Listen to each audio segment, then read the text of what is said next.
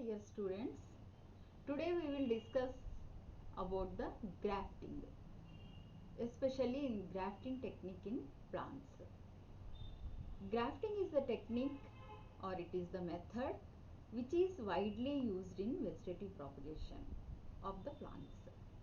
Grafting is the act of placing a portion of one plant, which is known as bud or scion, into or on a stem, root or branch of another one, which is known as stalk, in such a way that a union will be formed and the partners will continue to grow, and this will grow into a full big plant. This is known as grafting.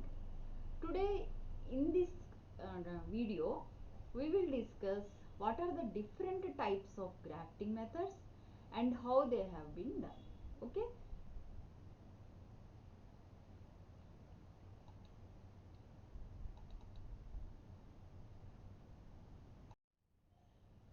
In simple way, if we want to say what is grafting, grafting is a technique that joins two plants into one. Here two things are very important in grafting. First one is scion and another one is stalk. Scion is the stick where the shoot containing more than one bud, and the rootstock is connected in such a way that they may unite and subsequently grow and develop as a successful plant. The rootstock of 1 to 2 year age having pencil thickness and desired attributes is selected. The scion shoot of matching thickness as of rootstock is selected. On rootstock, scion of desirable variety is grafted. To get success in union, the cambium of rootstock and scion should unite properly.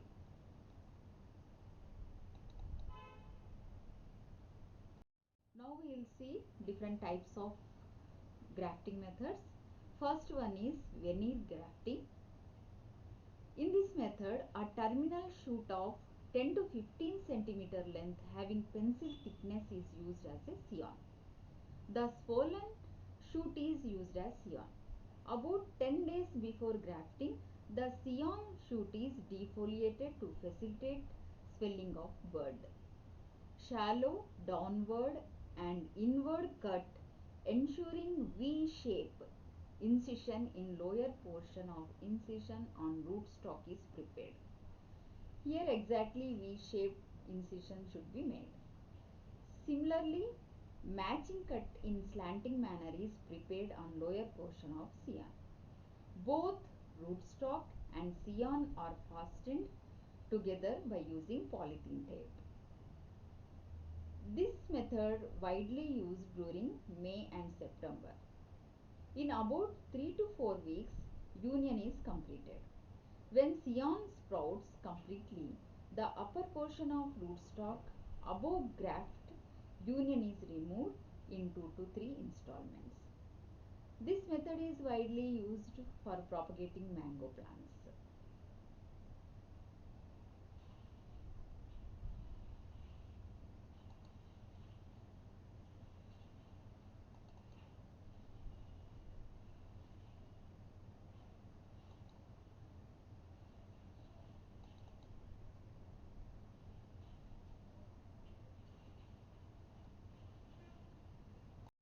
Second method is whip grafting.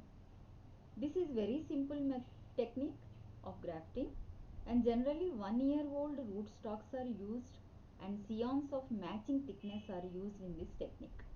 Both rootstock and scion are united and tied using polythene tape. When union is completed, the polythene tape is cut, otherwise it restricts the growth at the point of union and such plants break due to wind. It is used for propagating plants like walnut, apple and pear.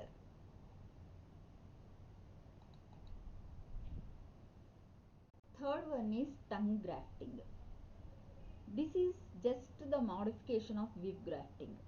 In this method, a slanting cut similar to whip grafting is prepared on rootstock and scion. A second cut is also given in reverse direction on previous cut in rootstock and scion. The stalk and scion are inserted which interlock each other. While matching, it is seen that cambium layer of rootstock and scion must match with both cut surfaces. If not so, due to unmatching thickness of rootstock and scion, it must match along one side. After uniting, rootstock and scion both are fastened by using the polythene tape. This method secures contact with 6 layers of wood.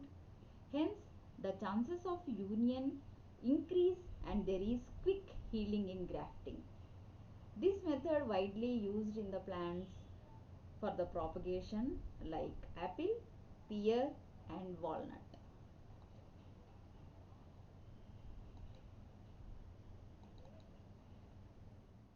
Now we will see cleft grafting. Cleft grafting is also useful for propagating small trees. It is also one of the oldest technique of top working trees. In case of top working tree, the use of this technique should be limited to branches of about 2 to 2.5 to 10 centimeter diameter. The plant species which has straight grained wood and splits evenly are considered ideal for cleft grafting. This is very important. We have to see that the straight grained wood is very much preferred for doing this cleft grafting. On the stub to be grafted, a downward vertical split of 5 to 8 centimeter length is prepared. The vertical incision is made on two sides of stalk. The scion shoot of 8 to 10 centimeter length and pencil thickness is used. Matching incision is prepared on lower portion of scion. The scion is inserted in vertical slits of rootstock. The completed graft is thoroughly waxed. In case of grafting small plants, rootstock of 1 year old and pencil thickness is selected. It is cut back in terminal region. Vertical slits of 2.5 to 3 cm length is prepared on rootstock. Scion shoot matching to thickness of rootstock is selected. On lower portion of the scion, matching incision is given. The scion is inserted in incision made on rootstock. It is wrapped using polythene tape. The sprouting starts after 3 to 4 weeks. After that, the wrapping is removed. That means cleft grafting is mainly used in the plants like mango, hazelnut, pecan nut, grapes, etc.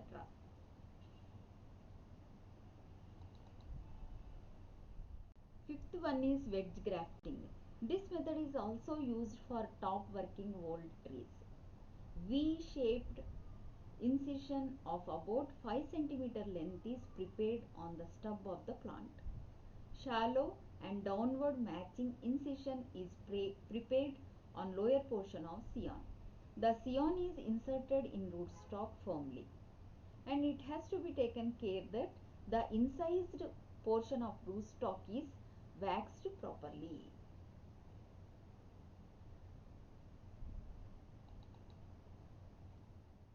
Next is bridge grafting. This method is practiced in plants in which scion is healthy and some portion of rootstock near collar region is damaged. In this technique, the damaged portion of rootstock is scratched. In healthy portion of rootstock, incision is made on top and bottom portion of the stalk. The scion portion of suitable length is inserted into incision. It is fixed using nail and then sealed by using the wax. The sprouted bud is inserted stick should be removed time to time. Slowly it grows in diameter and cover the damaged portion. This method is useful in repairing damaged wood in apple, pear, cherry plants, walnuts, etc. Seventh method is epicotyle grafting. This epicotyle grafting is also known as stone grafting. In this method mainly the seeds of mango are sown in nursery bed and covered with 5 cm to 7 cm thick layer of farmyard manure. While sowing seed, preference is given to sand bed which provides ease in uprooting of seedlings required at the time of grafting. In about 15 to 20 days, seeds start germinating. The germinated seedlings of 7 to 10 days age, when its leaves remain coppery in color, is used for grafting. The seedling is deheaded at a height of 10 cm from ground level. A vertical slit of 2.5 to 4 cm length is given on deheaded portion of rootstock. Scion shoot of 2 to 3 months age having pencil thickness is used. The leaves of scion is defoliated 10 days before grafting to facilitate sprouting. After uniting rootstock and scion, it is wrapped by using as usual polythene tape. The grafted plants are then maintained in other beds or pots in nursery. This method of grafting is practiced during June-July because the environment is fully moist for which which is sufficiently moist during these months.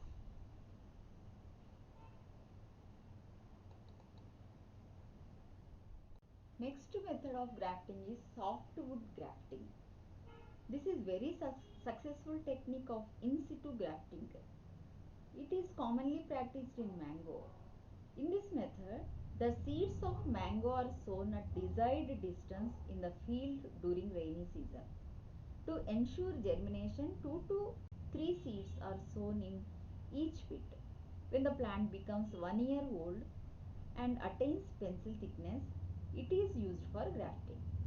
The grafting is done at permanent site of planting in the field itself. The process of grafting is done during rainy season when new growth appears on rootstock. When new growth leaves start turning yellow and coppery color, grafting is performed. Scion shoot of 10 to 15 centimeter length, 3 to 5 months of age and pencil thickness girth is selected.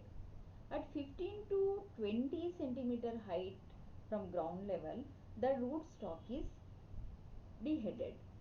A vertical slit of 2.5 to 4 centimeter length is given on rootstock.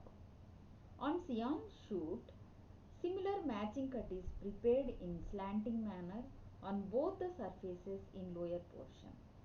It is inserted in incision on rootstock and wrapped by using polythene tape.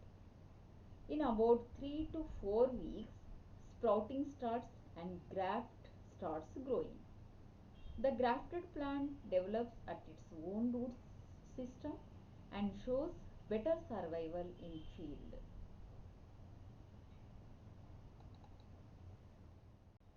Now we will see what is enarching method of grafting. This method is also called as attached method of grafting. In contrast to other method, in this method the scion is detached after completion of union. It is very important. After completion of the union, the scion is being detached from the rootstock. This method is practiced in mango, jackfruit, sapota, loquat and custard apple. In this method, the rootstock is grown in pot or container. The rootstock is brought close to scion. The rootstock and scion shoots of pencil thickness are selected. Shallow cut of 2.5 to 4 cm length is prepared on scion. Similar matching cut is also given on rootstock. Both rootstock and scion are brought close to each other and wrapped by using the polythene tape as usual. When union takes place, the upper portion of rootstock is cut. The scion shoot is detached from mother plant.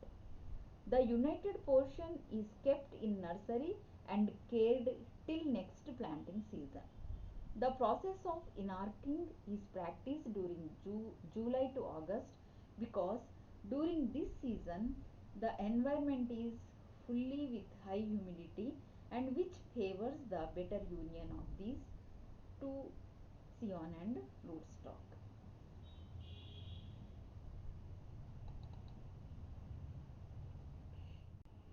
Next one is double working. In some instances, scion cultivar fails to grow if grafted directly over the rootstock. To avoid this type of situation, an intermediate stock is used in between rootstock and scion. Care is taken that intermediate rootstock is compatible to both rootstock and scion. The process of double working is accomplished in 2 successive years. During first year, grafting of interstock is made on rootstock, and during second year, grafting of scion cultivar is made on interstock or interstem or intermediate stock. Double working is in practice chiefly in pears. Next one is top working. It is the process of converting an undesirable plant into desirable type. Usually seedling stand of fruit plants are considered suitable for top working. The begin with the process, the plants are headed back within 1 meter height from ground level during spring. The new shoot appears in response of heading back are selected and vegetative propagation method is resorted during June-July. While selecting shoot, it should be taken into account that pencil thick shoots fit well to undertake propagation method. In subtropical regions, high solar radiation causes sunburn injury to the deheaded main stem. It is counter-checked by whitewashing the stem. Young plants with a trunk diameter of 2.5 to 20 cm are considered ideal for top working. Next, last one is frame working. Grafting many small secondary scaffold branches high on the tree constitutes frame working. It requires insertion of grafts throughout the main frame of the tree. A large number of scions is required to replace the small laterals and scaffold branches. Growth coming out of the previous frame of the tree is removed time to time to favor establishment of the scions. Frame working is resorted using budding grafting techniques. The framework plants reward good fruiting, but the technique being cumbersome and expensive, it is not practiced commercially in orchards. So this is about the different methods of graftings, how we follow in the plants for growing different types of, for getting different taste, types, colors, whatever it is. In plants, these are the main grafting techniques or methods followed in the manner of the vegetative propagation.